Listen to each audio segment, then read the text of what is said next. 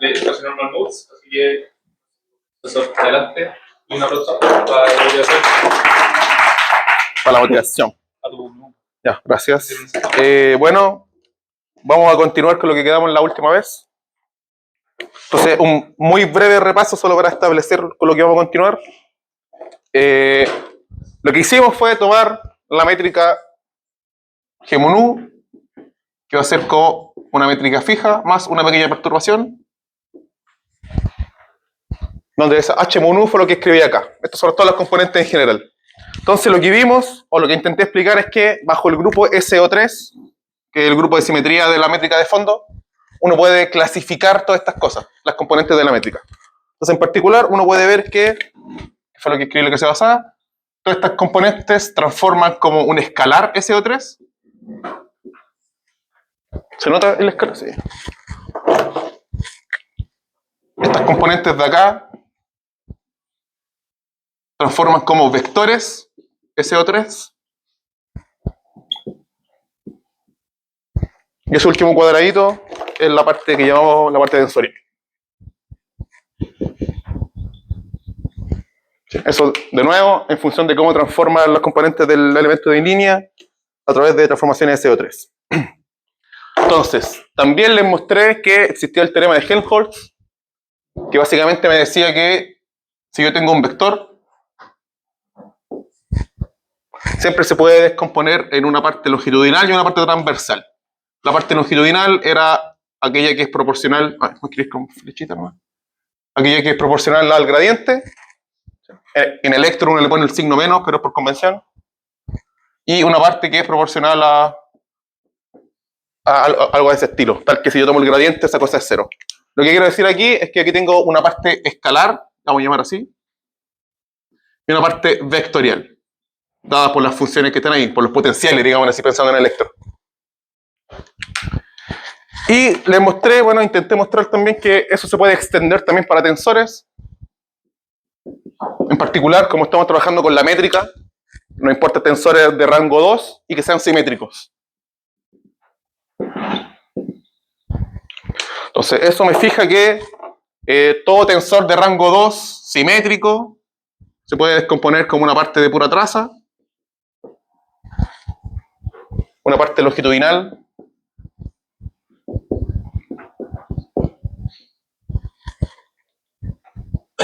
y una parte vectorial.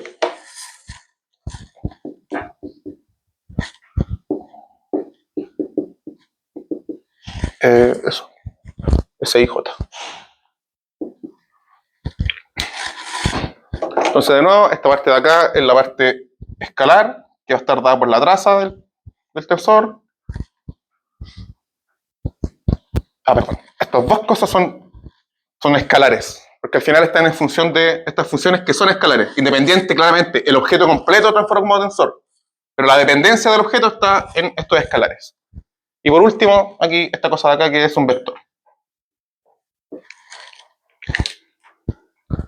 Ya, en general, insisto, hay un término también tensorial, o sea, todos los tensores se descomponen en parte escalar, vectorial y tensorial, pero como estamos en 4 dimensiones, la simetría me fijaba en que la parte tensorial se anula completamente, porque el número de grado de libertad, que eran 3 para un tensor simétrico, de 2 por 2, se cancela justo con las restricciones que habíamos dicho, que también eran 3.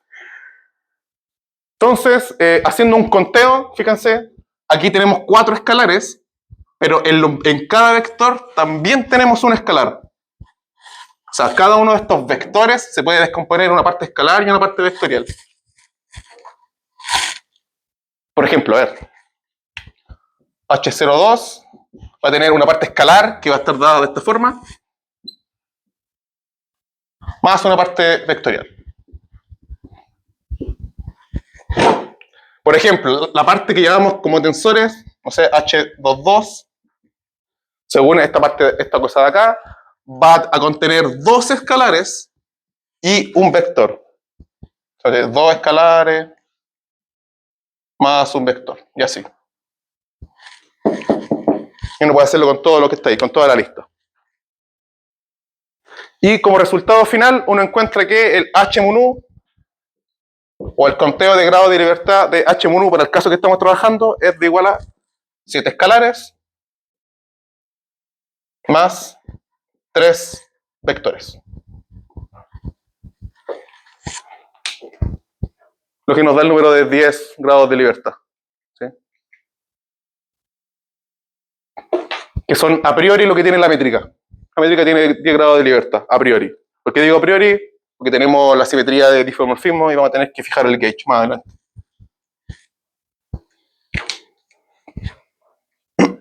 Ya. Eso es el resumen de la clase pasada. Entonces ahora lo que vamos a hacer es usar el hecho de que ahora sabemos que todos los componentes se descomponen en escalar y vectorial y las vamos a descomponer en la base de armónicos esféricos. Porque tenemos simetría CO3. Eso nos va a facilitar los cálculos. Dime. ¿Por qué no hay una parte tensorial? Eso fue lo que expliqué, mira. Sí, hay a priori hay una parte tensorial. Pero esa cosa satisface traza cero y... ¿Cómo era? Traceless, perdón. Traza cero y transverse. Esto te fija una componente y esto te fija dos. Entonces, como esta cuestión es simétrico... Esas dos condiciones te fijan dos componentes total. Espérate. Ah, te falta un índice. Sí. Sí, tienes razón, me faltaba un índice. Aquí me fijan dos y aquí me fija una. Y como esto es simétrico, son tres componentes y estas tres las mata. Y lo puedo matar. ¿No hay ondas gravitacionales? Tensoriales, no, en Schwarzschild. Recuerda, estamos hablando en un espacio de fondo Schwarzschild estático. Si yo perturbo, no hay modos tensoriales. Ahora, en cohomología sí hay modos tensoriales, porque tenemos materia, tengo otras cosas más. Pero hablemos de otro día el amigo Felipe. Sí. Habló también de... Él estaba en el anti-de Sitter, ¿sí? Yo estoy en Schwarzschild. Los software, hay ondas gravitacionales, hay radiación de ondas gravitacionales. No, pero no hay modos tensoriales. Estos son ondas gravitacionales. Aquí están los gravitones metidos, de alguna forma. Están metidos. Solo que no están metidos de una forma que transforma como tensor SO3. El H. Sí. Bueno, si hay el H11, 12, 13, esa matriz de 3x3, ahí. Esa es la onda gravitacional. Es que depende. Si está en el espacio vacío. Si está en el espacio vacío plano, la onda gravitacional son estas cosas de acá. Que es el TT, el gauge TT. Yo voy a fijar otro gauge. Va a ser totalmente distinto. ¿Cachai?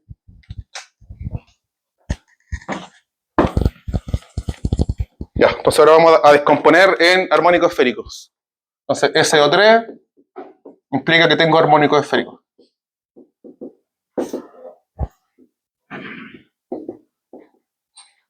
Bueno, de hecho, adelantándome. Tengo dos modos linealmente independientes. Modos vectoriales y modos escalares. Ahí están los grados de libertad del gravitón. Que son dos. Así que están escondidos, solo que no están de la forma usual que uno lo ve en un espacio vacío. Ya, entonces, por ejemplo, para escalares, la base de armónico esférico para hacer justamente los armónicos esféricos. No hay mucho que decir. Entonces, cualquier escalar, ya vemos los phi, o phi mayúscula, no sé, se va a descomponer en la base de armónico esférico de esta forma. Como una suma o una combinación lineal de distintos componentes proyectados en los armónicos esféricos. De hecho, si soy un poco más explícito, podría poner la dependencia total, que sería, esto depende en T, R y en los ángulos. Entonces la descomposición, los términos constantes, bueno, que no son constantes a priori, son de esta forma, y los armónicos esféricos son los que tienen la información de los ángulos. Eso es lo que uno hace típicamente cuando trata con ondas esféricas.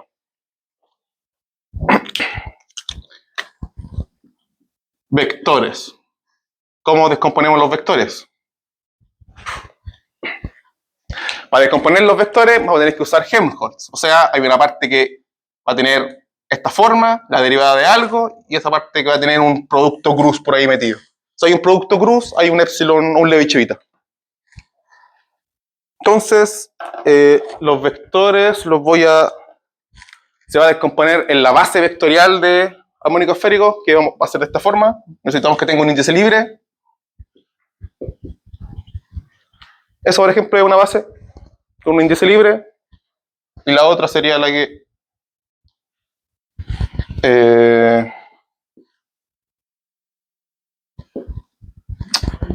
Eso es lo mismo la posición de los índices. Ahí. Y con el Levi-Civita. De hecho, aquí tengo que ser también bien explícito con algunas cosas, porque esto que está acá es lo que vamos a llamar el tensor de Levi-Civita. O sea, es aquel que tiene la raíz del determinante. Entonces, la raíz del determinante de la métrica de la sección transversal a tiempo y radio constante. A ver, necesito escribir eso. Recuerda, esta es la métrica que estamos trabajando. ds cuadrado igual a cuadrado de t más 1 sobre b cuadrado de r más r cuadrado algo, que es la parte angular que lo voy a escribir de esta forma. Esa es la sección transversal a radio y tiempo constante. Entonces, este Levi-Civita es el Levi-Civita definido en la esfera. O sea, con la raíz del determinante de esa métrica de la esfera, o sea, el seno de teta, por el símbolo de Levi-Civita. O sea, este es lo que uno dice que es 0, 1, menos 1, 0. ¿Cierto? Símbolo, y este es el tensor, porque este objeto transforma como tensor. Necesitamos que tenga la raíz de ahí adelante para preservar la simetría. Entonces, habiendo dicho eso, cualquier vector. Sí, pero estamos en la esfera. Estamos en la esfera, sí. ¿Tenemos un menos antes de la cuadra? ¿Un menos? ¿Acá? Sí, pues, claramente. Sí, es la métrica correcta. Está bien, ¿cierto? Si no hay nada que más. Sí, está bien, ya. ¿Es segunda parte del b cuadrado o a parte? ¿Este? 1. 1 partido b cuadrado. Sí. Entonces, los vectores o las componentes vectoriales también t, r, θ y φ la vamos a descomponer en armónico esférico de acuerdo a la regla de Helmholtz. Entonces, el primer término va a ser combinación lineal de unos parámetros aquí, llamémosle A por ponerle un nombre, por la primera base. Por la derivada de hay un índice libre de I, I y LM. Esta sería la componente escalar del vector, Helmholtz, la parte escalar. Más la parte vectorial que tiene que tener un producto Krug-Levi-Civita por ahí metido. Eso es justamente lo que vamos a hacer. Entonces lo otro es una combinación lineal de unos parámetros, llamémosle B, como sea, del tensor de Levi-Civita. A ver, lo voy a poner así. Dime. ¿Con este IJ van de 2 a 3? Sí. La parte esférica. Sí. IJ va de 2 a 3. Sí. Esto es importante porque yo voy a llamar HIJ a este cuadrado de acá. Eso es lo que voy a trabajar. Entonces, al tensor de Levi-Civita se le suben y bajan los índices con la gamma. Con gamma barra. Sí, eso también es una cosa. Para subir y bajar uso esto. Las derivadas covariantes son con respecto a esa. Todo lo que tenga barra es esa métrica. Sí. Pero el epsilon, por ejemplo, le pusiste un índice arriba y uno abajo. Sí, puedo subirlo con gamma barra. Perdón, con G barra. Sí. Ah, te refieres a... Ah, ya. Ya entendí tu pregunta, Sí. No, sí. Sí, tienes razón. Sí. Acá es gamma, porque I y J son índices de la esfera. Sí. Perdón. Ahora no hay problema. No hay problema, para no andar jugando, así, mejor dejémoslo así. Y lo que quería decir es que las barras implican G barra. Esta deriva covariante con respecto a esa métrica.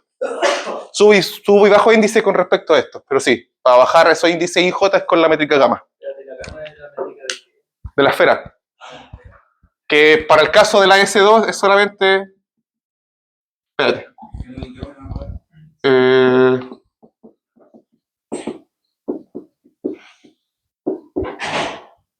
Eso que está ahí.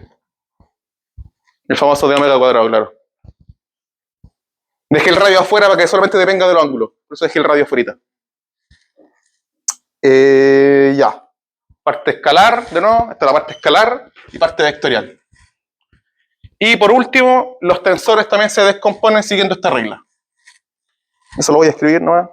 Ah, no, eso no lo voy a escribir. Lo voy a dejar así explícito más. Después lo vamos a escribir en los resultados para no escribir una cosa tan fea. Ya. Entonces, con eso, al final del día ya podemos meter esta forma en la que descomponemos en la métrica, aquí, y todo el resultado o toda esta cosa fea se va a reducir en solamente determinar estos coeficientes de adelante. Porque estas cosas, como son las bases que lo estamos escogiendo perfectamente, nos van a simplificar el trabajo. La parte angular se va a ir para el ladito. No va a molestar en nada. Por eso estamos expandiendo en armónico esférico, porque va a simplificar todos los cálculos. Ya, entonces ahora voy a escribir los resultados de cómo se vería cada una de estas perturbaciones sabiendo que son escalares y sabiendo esta descomposición.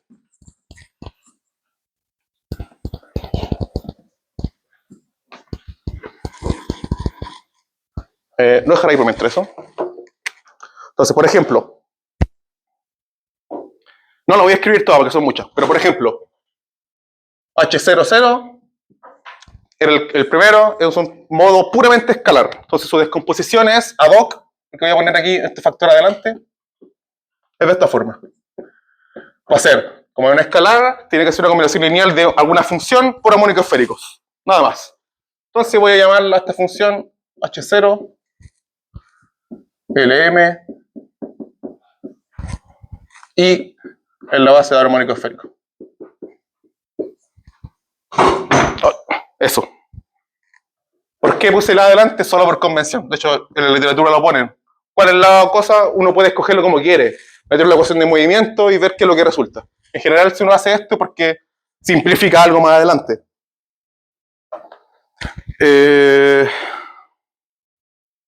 Por ejemplo, ya, ese H0, otra. La siguiente componente, por convención, se puede escribir así, por ejemplo. También es puramente escalar. Lo llamo H1. Y de nuevo, proyectado sobre el armónico esférico. Esa es la regla. Con todos los escalares. El único término distinto que sería la parte escalar de los modos, perdón, la parte escalar de los tensores. Por ejemplo, H y J. H22, H23, H32, H33. Esta cosa es un tensor en general. Simétrico, 2×2. Entonces va a tener una parte escalar y una parte vectorial. La parte escalar de H y J tiene que ser algo de esta forma. Como lo llamé aquí, llamémosle una función K. Y tiene que ser proporcional a la métrica proyectada en el armónico esférico. Más el siguiente término, llamémosle G. Y tiene que tener doble derivada, actuando sobre el armónico esférico. Esos son mis escalares.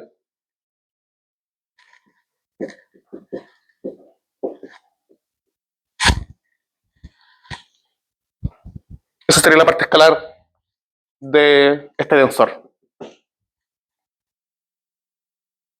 Y de igual forma la parte vectorial es muy parecido a esto, pero en vez de derivadas sólidas, tiene derivadas con Levi-Civita.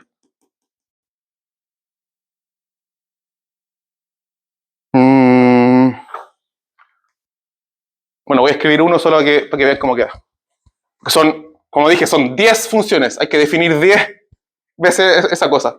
Pero tienen la misma estructura.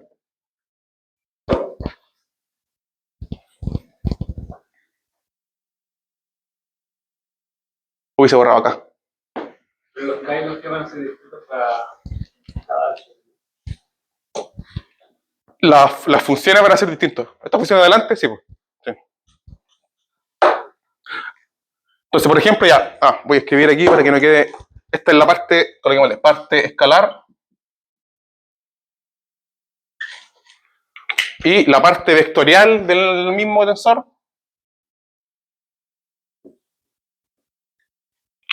sería H y J de una combinación lineal de L y M de objetos de esa forma, derivada por algo. Y aquí, por convención... fíjense, esto es simétrico. Es un tensor simétrico. Entonces aquí le puse justamente la simetrización. Igual son demasiadas, o sea, importa saber cuál es la forma de cada función. No sabí. Lo que estamos haciendo ahora es un análisis cinemático. Para saber la forma de esto hay que meter la ecuación de movimiento. Pero no te vayas a preocupar de eso. Sí, después. Pero sí, son 10, son muchos. Pero está esto que dije al principio, está la simetría de Gauge. Voy a fijar 4 de esas. Se reduce a 6. Eso ya es más fácil. De 10 a 6 es más fácil. Siguen siendo hartas. Dime. El H01 y el 10 son más o menos simétricos, ¿son iguales? H01 y 10, Sí, son simétricos, sí. ya, vale. Sí. Por eso son 10, porque al principio son 16. Pero como es simétrico, mato todo este rectángulo, triángulo de abajo. Sí, son simétricos. Y voy a escribir la parte vectorial.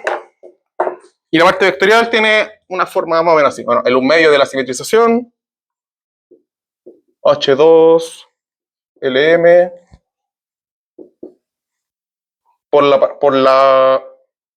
algo de este estilo. Por la derivada, por la simetrización de la derivada de algo vectorial. Y este algo vectorial es lo que escribí aquí, lo borré, que eran las bases vectoriales, que era con el Levi-Civita. O sea, solamente escribir.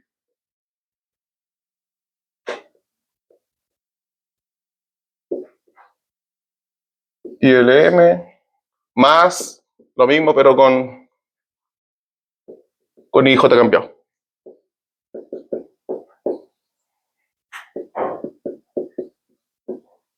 ILM.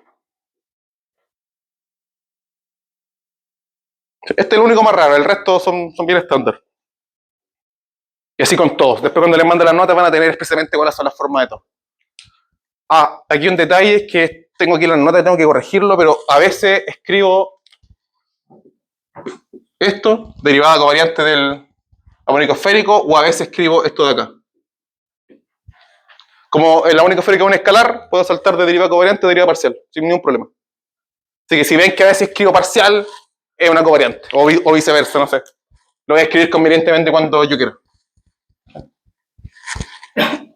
Ya, entonces, al final del día, haciendo eso con todo uno encuentra que toda esta métrica H mu, que era toda esta cosa horrible, muchos términos, al final se reduce en una colección de funciones, que son las funciones H grande 0, H1 y así. Entonces, el problema de trabajar las perturbaciones radica en encontrar cuál es la forma de estos parámetros. Y eso se hace metiendo las ecuaciones de Einstein. Pero ahora con esto, al introducir la base de armónico esférico, ya la parte angular no nos preocupa.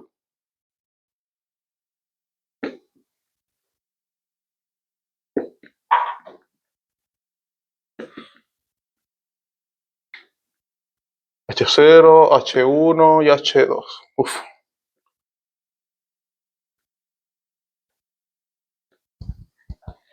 Esos son todos los términos al final de la métrica. Donde los primeros, hasta el K, estos son los escalares.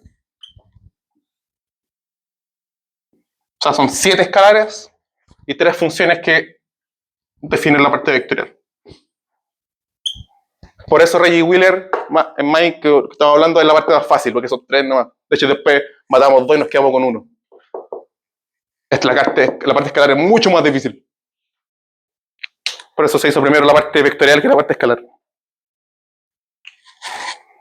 Ya, y aquí viene una cuestión interesante, que aquí yo he estado subiendo todo el rato, pero que en verdad se puede probar, que no sé si lo tengo aquí lo probar, no. Pero lo que va a pasar es que los modos escalares no se van a mezclar con los modos vectoriales, son independientes. Y eso es porque esto es bien truculento, así que van a tener que creerme, ¿no?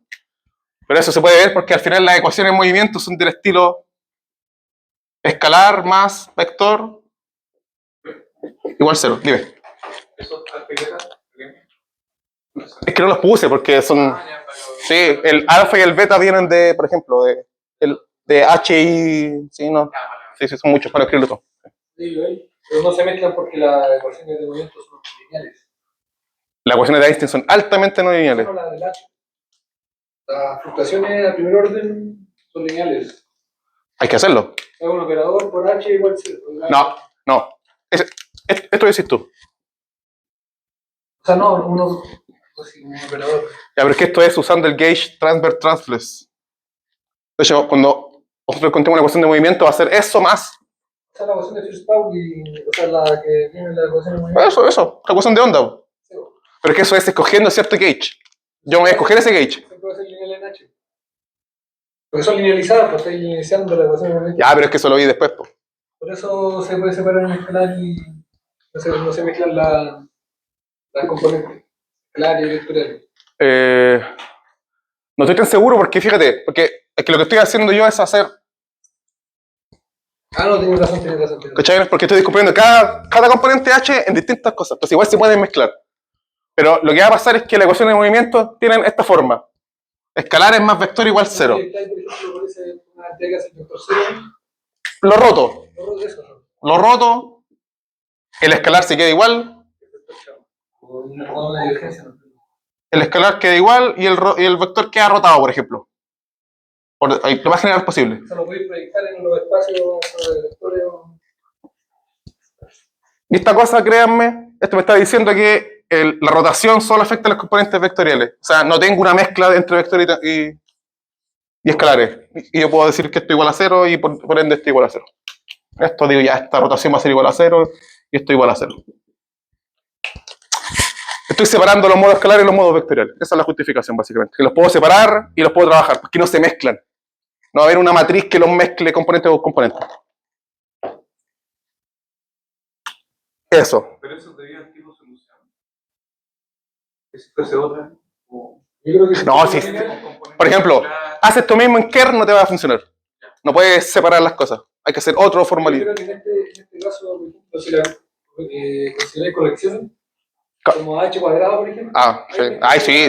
Ahí pueden pasar cosas que no sé. Sí. Modos escalares, se acumularían a los vectoriales y todo. Sí. Ahí podría pasar un montón de cosas. Sí. Habría que ir a segundo orden, pero no vamos a llegar a segundo orden. Pero yo cacho que no se compone así. Posible que no.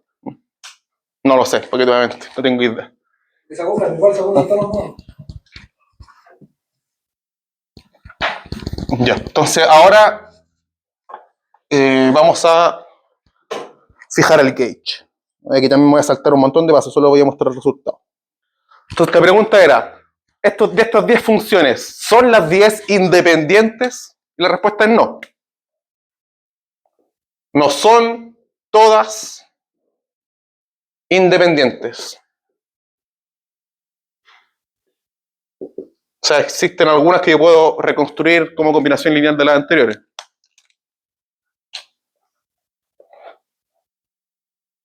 ¿Cómo yo sé eso? Bueno, eso es porque la teoría relatividad general tiene difeomorfismo, la invariancia ante difeomorfismos. Básicamente puedo pasar de coordenada x a una x más chi, infinitamente pequeña, continuamente conectada con la identidad, de tal forma que uno siempre puede ver que esa transformación afecta a la métrica de esta manera.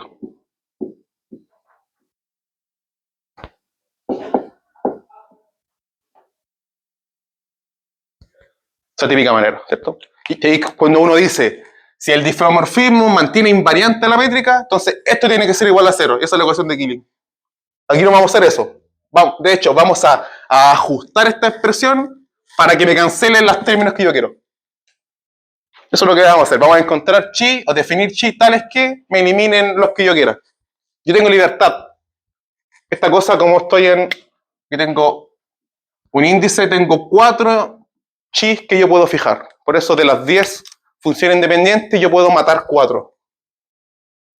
¿Cuáles? Las que yo quiera. No hay ninguna condición a priori. Puedo matar 4. Y aquí la magia viene en matar las 4 precisas que me haga el cálculo más simple.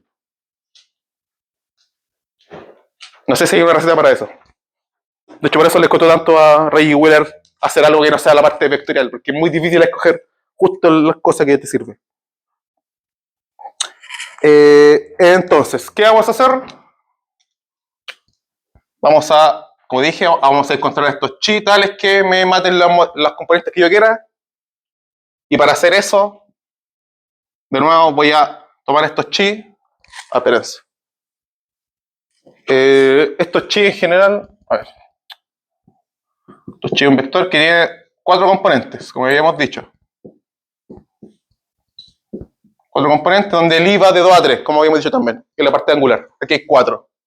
Entonces también uno puede ver, igual que el campo que la métrica, que estas cosas de acá transforman como escalares.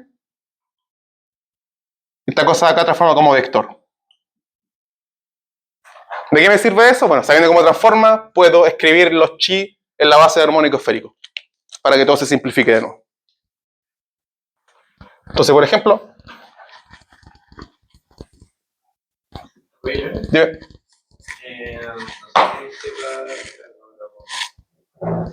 No sé las propiedades, pero me acuerdo que los armónicos esféricos tienen un millón de propiedades, como las derivadas sobre la esfera y todo eso.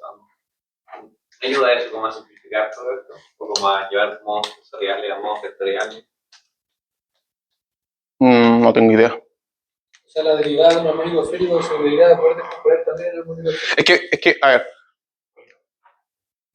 O sea, como la derivada J del armónico esférico sería como CJ por J del armónico esférico. Yo lo decía más que lo técnicamente. No, la derivada es tanto. Eso digo, porque se debe también componer ordenado a un armónico esférico. Claro, pero con constante. pues si quieren conversar se van afuera. Tira. No, o sea, esta es la forma más general posible. Después, de hecho, las ecuaciones de movimiento son independientes de m. Voy a matar el m y va a quedar todo en función de los polinomios de Legendre. Cualquier poquito que haga va a ser como el nivel del coeficiente H2, por ejemplo. No sé cómo podría aparecer el H1 ahí, si solo trabaja a nivel de unidad. Sí, ahí tienes razón. Voy a estar funcionando que quedan ahí. Oye, ahí dejaste empezar la transformación, o sea, el dicho de la métrica sin matar la parte de la ecuación de Killing. Sí, porque no estoy buscando simetría. Estoy usando la libertad de gauge para matar. Si yo pongo que esto es igual a 0, o sea, si yo digo que el diffeomorfismo deja invariante la métrica, es la ecuación de Killing. Pero yo no quiero eso. Yo quiero que me cambie la métrica, porque quiero eliminar algunos. O sea, quiero transformar la métrica tal que se simplifique. Se fueran todos los... ¿Cachai? Pues igual, sigue siendo RG. Esto es RG. O sea, porque en RG la métrica es invariante, Sí, pero acá estoy diciendo que no. la métrica completa. O sea, la métrica de no la mantiene fija. Sí, pues la métrica completa. Yo aquí estoy cambiando la perturbación. Sí. Entonces, puedes jugar con esa que no necesariamente sea. Sí. Te estás fijando un grid. Todavía no lo fijo. Entonces esto sería lo mismo que, no sé, en biología especial, elegir el frame donde está yendo cosas. ¿Sabes? Sí. Pero no por las coordenadas, sí. Sí. ¿Cómo puedes? Este es el símil. Hacer esto es lo mismo que cuando uno hace mecánica de agarrar tu sistema de referencia y rotarlo con el plano inclinado. Para que las cuestiones sean más simples. Ahí sí. ¿Se entendió, cierto? Ya. Entonces, voy a comer la parte escalar. La parte de 0, de nuevo, es una combinación lineal de armónico esférico de alguna función. Como esto es temporal, le pongo t.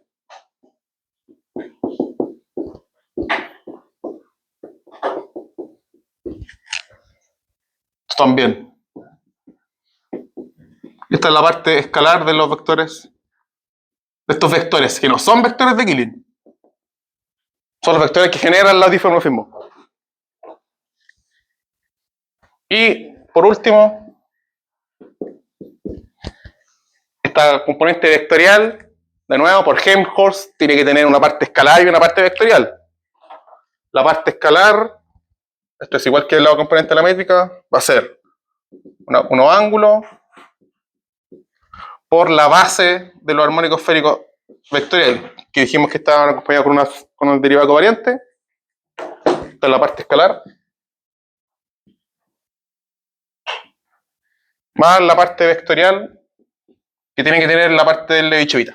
Creo que dije como 5 veces parte.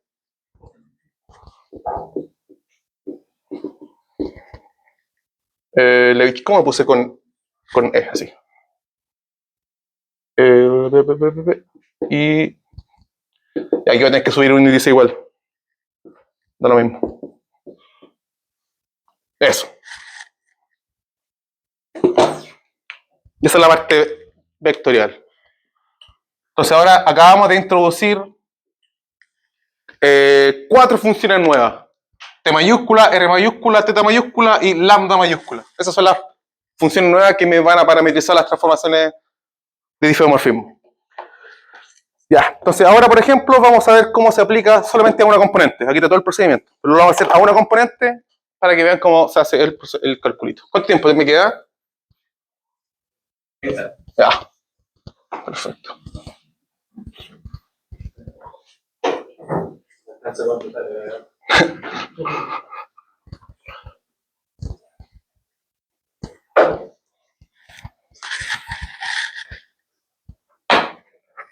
Entonces, por ejemplo,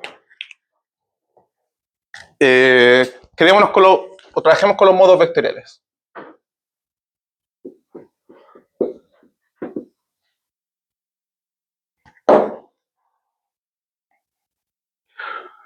Ya, entonces, bueno, los modos vectoriales que son los que habíamos dicho que están parametrizados por H0LM, H1LM y H2LM.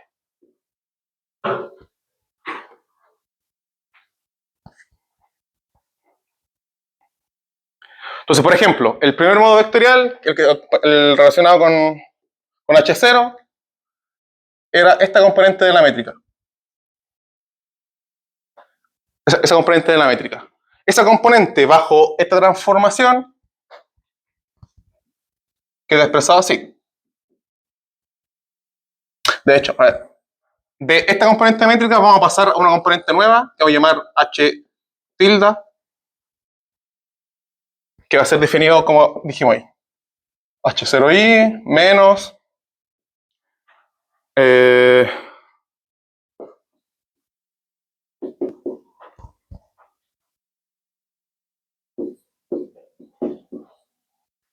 esta cosa que está ahí.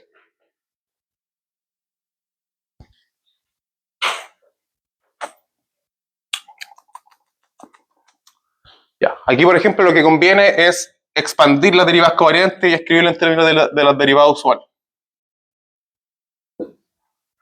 Sería derivada con respecto al tiempo de esa componente menos más, porque está índice abajo, el Christoffel. 0, aquí lambda, coloquémosle. Ya. Esa es la derivada, esa primera derivada aquí, y lo mismo con la otra cosa de al lado. Menos más hasta abajo,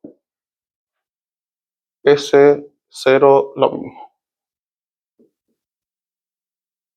Si se fijan, 2 veces el mismo término. Entonces esa cosa se convierte a esto de acá.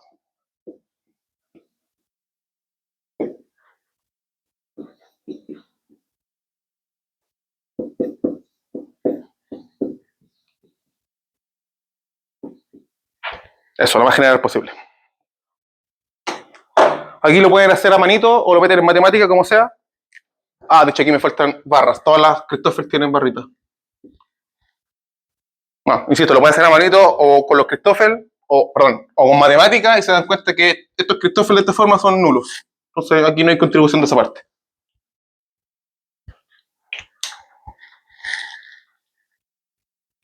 Ya, estamos trabajando los modos vectoriales. Pero chi0 no tiene parte vectorial, es puramente escalar. Por lo tanto, no va a aportar a esta parte de acá. También lo podemos matar, porque esto es puramente escalar.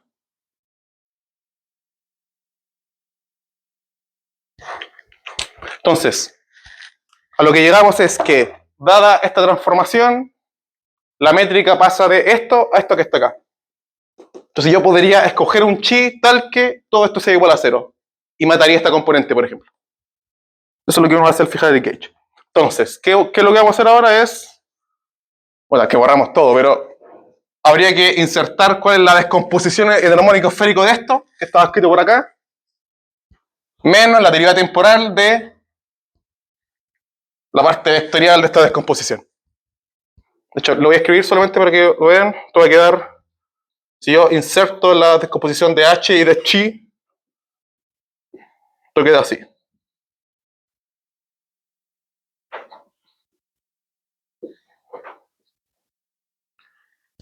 Esa es la descomposición de este tensor de acá. Perdón, la parte vectorial de esa componente, menos la derivada temporal de esta cosa de acá. O sea, es eso mismo derivado temporalmente.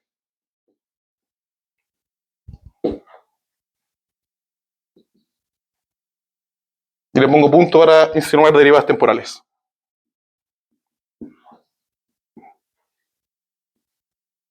Joel, en ese caso, sí podríamos aplicar como un constraint para la parte escalar, ¿no? Porque igual va a tener dos, una parte escalar para H y otra parte escalar para la H. O solo nos estamos fijando en la parte vectorial. Solo en la parte vectorial. Pero el Pero igual se puede hacer, ¿no? Sí.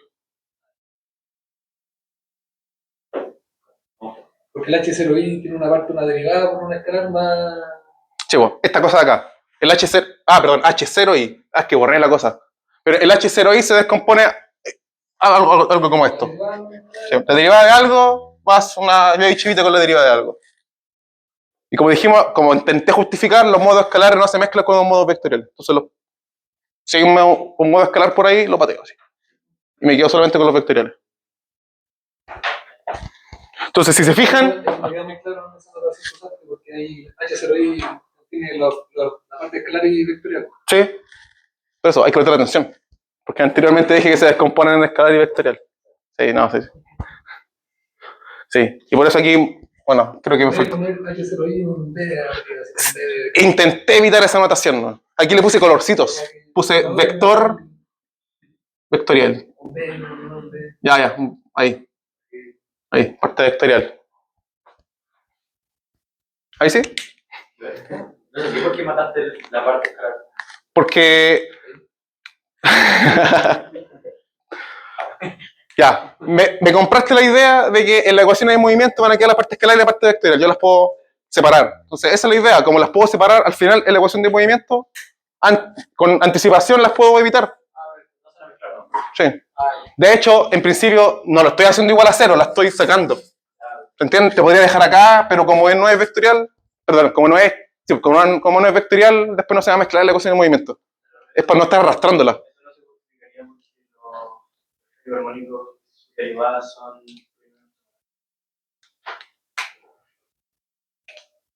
¿Cómo fue? Que podría justificar eso con que los periodos armónicos y sus derivadas son polinomios ortogonales.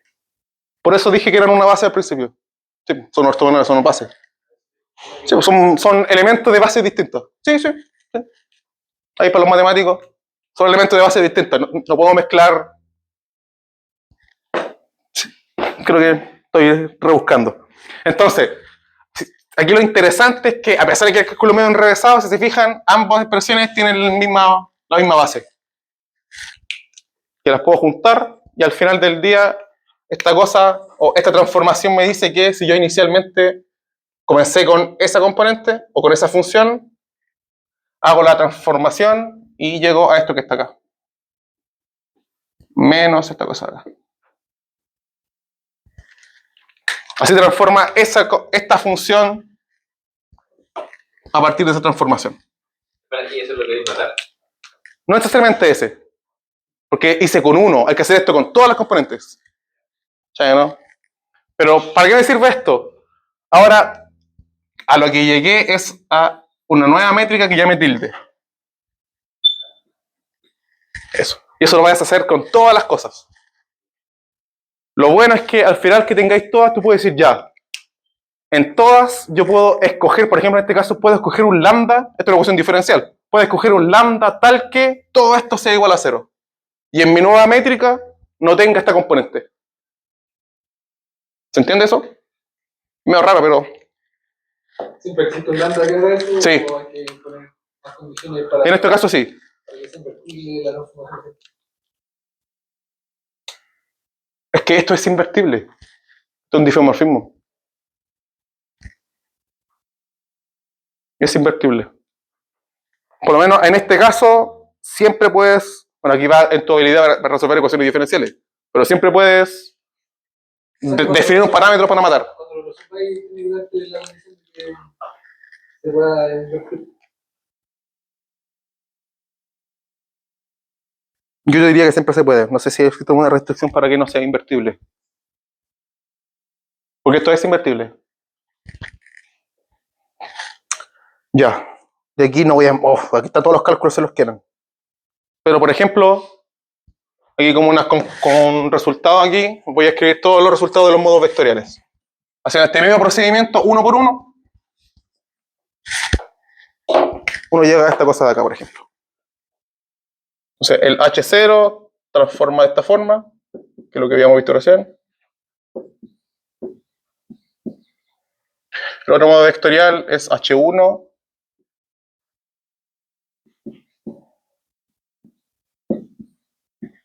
Punto derivada temporal, coma derivada radial.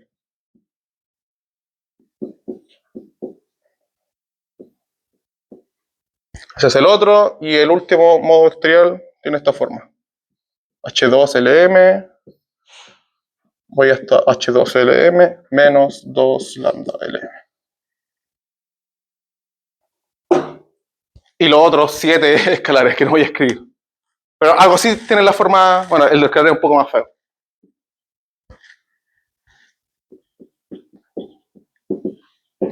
Entonces yo, insisto, tengo libertad aquí, por ejemplo, en lambda. Lambda es la parte que me modula la parte vectorial. Entonces yo aquí puedo escoger un lambda tal que puedo matar una de estas componentes. ¿Cómo? Haciendo esto igual a 0 y despejando. Por ejemplo, aquí es fácil. Si lambda es h medios, me asegura que mi transformación, esto va a ser 0. Ahora, ¿cuál escojo? Y ahí depende del problema. Lo que sería conveniente, me imagino, es escoger un gauge, avanzar y ver si el cálculo se simplifica o no. Y probar todos los gauges. Por ejemplo, el que usó Reggie Wheeler para trabajar los modos vectoriales. Son los primeros tipos que trabajaron esto. De hecho, les voy a poner la referencia del paper para que lo revisen. Cuando me cargue esto. Esto es del 57, si mal no recuerdo.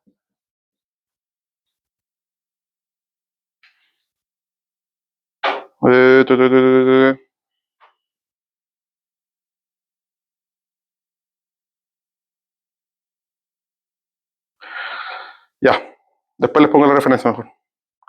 Lo que hicieron Rey y Wheeler fue, dijeron ya, ¿cuál es el más fácil de matar?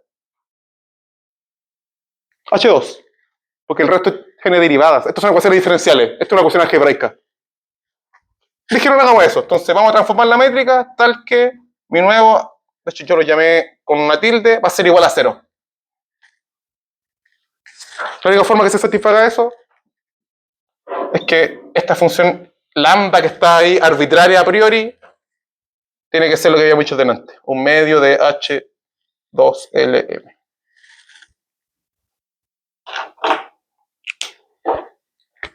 Este es el gauge de Reggie Wheeler.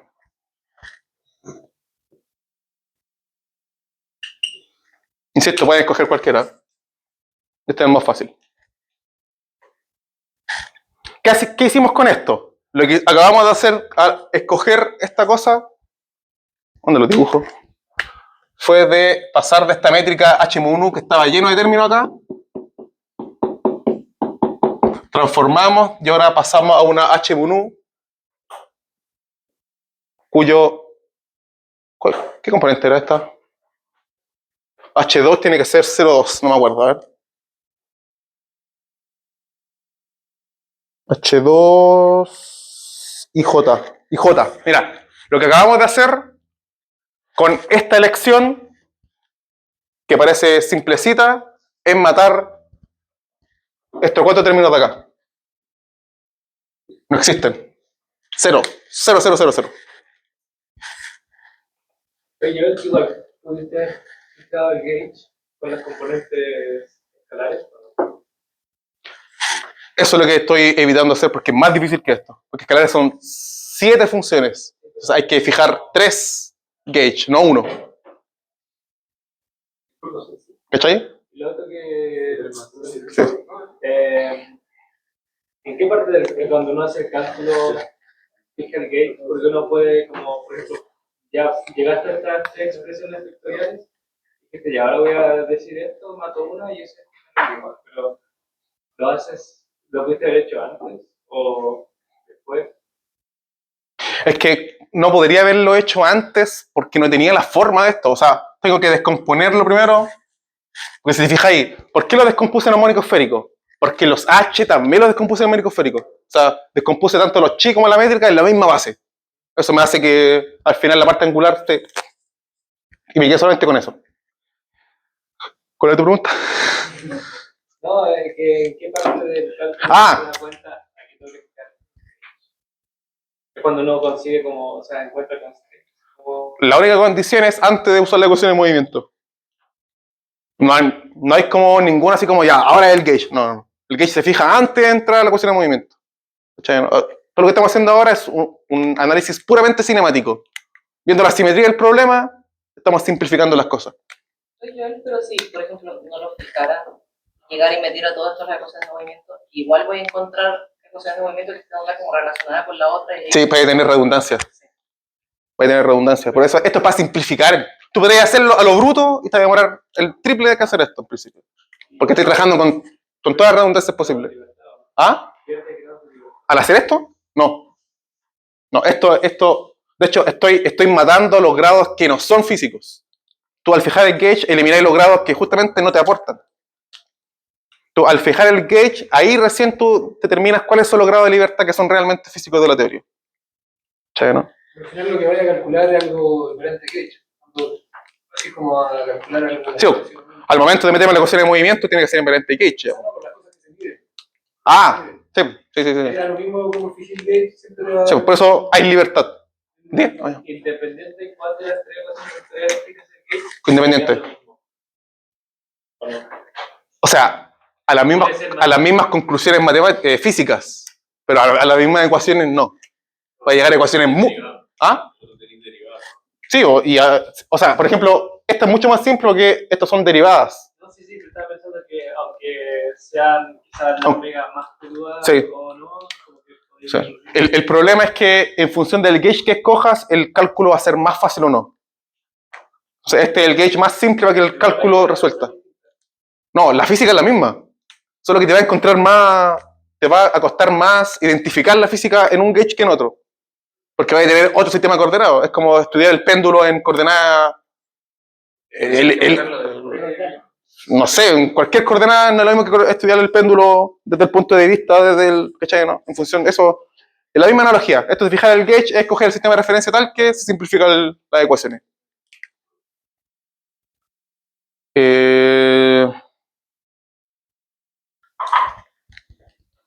Entonces, ¿qué es lo que estaba diciendo acá? Dime. ¿Qué cosa? Ya. ¿Por qué lo matáis? como cuál es el regalo de libertad. Sí, estoy pensando en eso.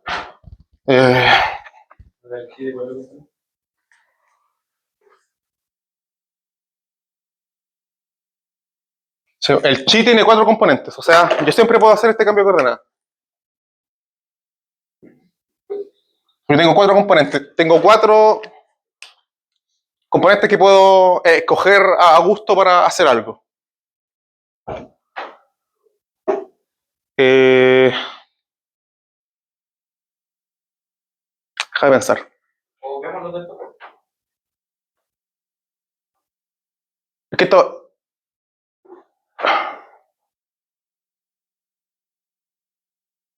Ya, veámoslo después. Sí, ya.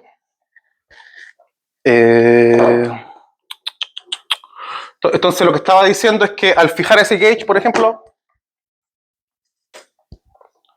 estoy matando el H2. Y si rebobinamos,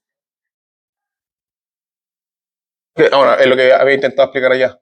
que al final el h mun u o los términos que eran proporcionales a este h2 era justamente el término que estaban acá en la esquinita. Entonces, a priori, como al principio teníamos 10 funciones, ahora acabamos de matar una. Entonces, no voy a escribir todos los componentes, pero lo que estamos, al fijar esto, estoy haciendo que toda esta parte de acá sea idénticamente 0.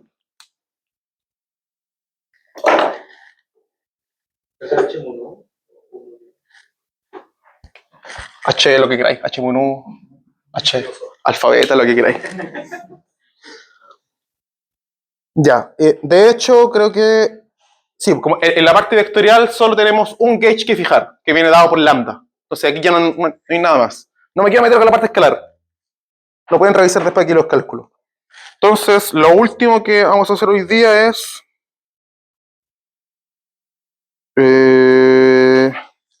justificar esto de acá. Lo dejaré ahí. Ya, entonces. Dime. Es una condición no vamos. Una, sí, para la parte vectorial.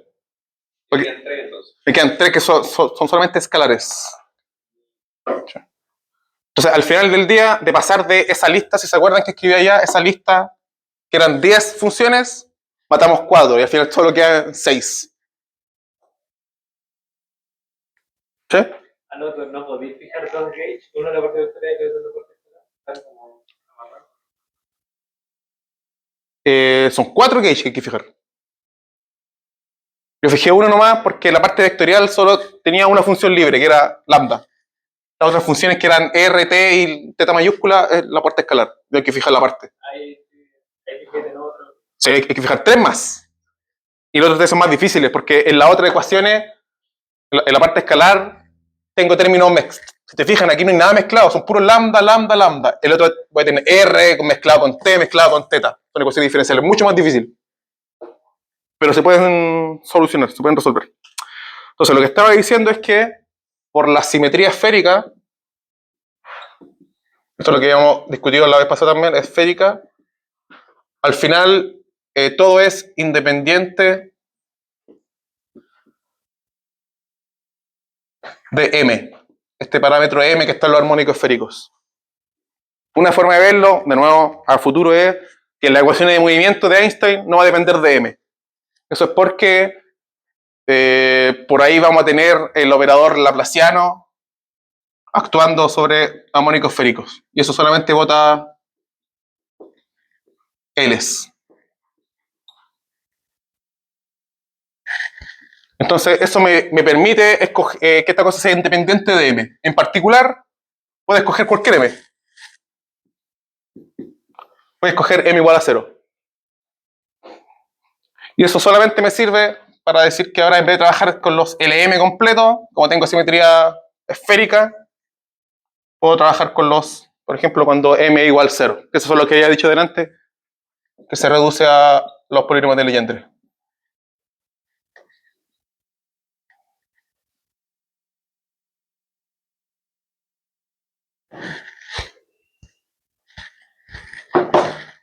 Y ahora con eso ya puedo escribir cuál es la forma de la métrica general para la parte vectorial nomás.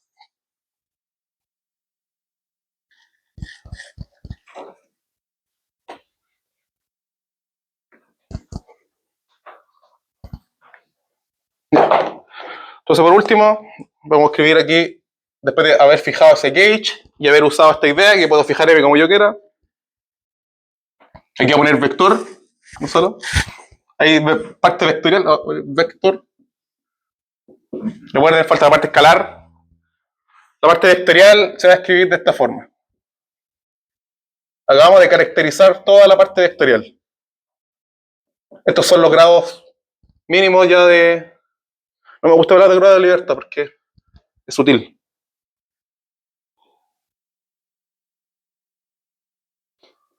Ya. Entonces, coseno de teta. Ya. Ese es un factor, esa es la parte angular, que es igual para todas las componentes.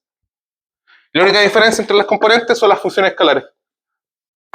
O las funciones, no sé cómo llamarlas. Que va a tener esta forma. Entonces, va a ser 0, 0, 0, H0, 0, 0, 0, H1, 0, 0, 0, 0. H1, 0, 0. Esta es la métrica o la componente vectorial de la métrica. Los únicos grados de libertad que tenemos es H0 y H1. Eso codifica la información de los modos vectoriales de esta cosa de acá. Como la parte escalar es independiente, con esto basta. Esto lo meten en la ecuación de Einstein y aparece la ecuación de Rayleigh-Wheeler, que es la que te estudia cómo funcionan o cómo se propagan los modos en este caso. Entonces vamos a dejar hasta aquí hoy día porque aquí terminamos el análisis cinemático. O sea, hay que hacer esto mismo con la parte escalar, que resulta un poco más feo.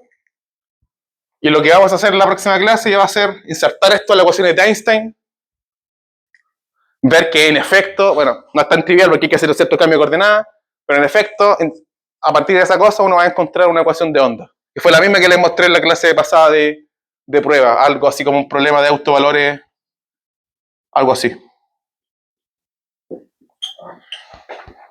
H algo.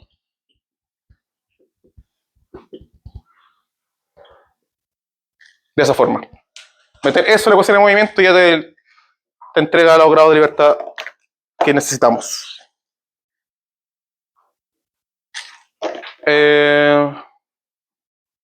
Eso, creo que. Sí, no creo.